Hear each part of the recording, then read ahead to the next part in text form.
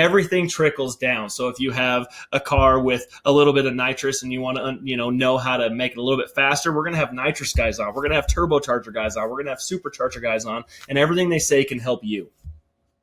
Well, one of the things I want to do on this show is have some fun, because we're going to get into some really kind of crazy topics. So, we spend a lot of time on the web, and I like to dig around. I'm a swap freak. I love seeing crazy swaps, engine swaps, new tech, all kinds of fun stuff. But on this week's fun segment, we're looking at kind of weird swap I found, and I'm going to throw this to Petty to get his take on it.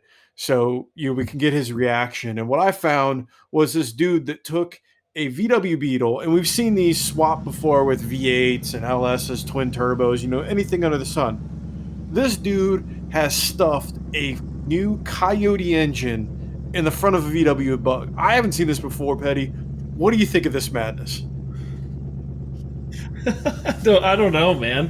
The Coyote, I'm thinking from a dimensional standpoint, that is a very large engine, and those cars are extremely small. I've never been a real big fan of the Volkswagen Bugs, but I definitely have seen some really cool things that people do with them. And this one kind of takes the cake. It is extremely cool. I'm just really curious how they got the so many dang questions. thing to fit. I've got so many questions on how they made this happen, and it looks like it's rolling on some racing tires too. And I mean, it looks like it's all business. So, there's a lot to drink in here, and that's why I love. When I saw this, I was like, all right, I got to bring this on the show just because there's a lot of tech involved with cramming that engine in there. So that's I dig it. I just wanted to bring that up here for our first fun segment to see what you thought of it.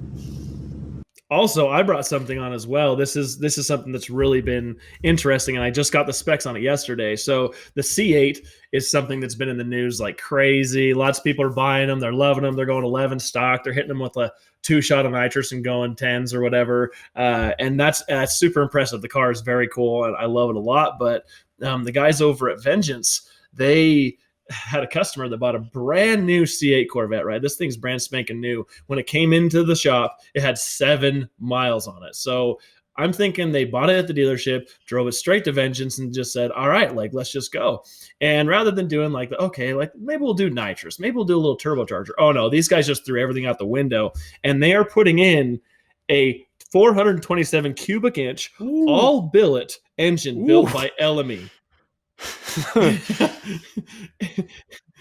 and to top that all off, that's not the end of it. I mean, it's obviously got all the gangster stuff on the inside: billet aluminum rods, billet crankshaft, custom pistons, keyed lifters, a bunch of different stuff. 8-stage dry sump.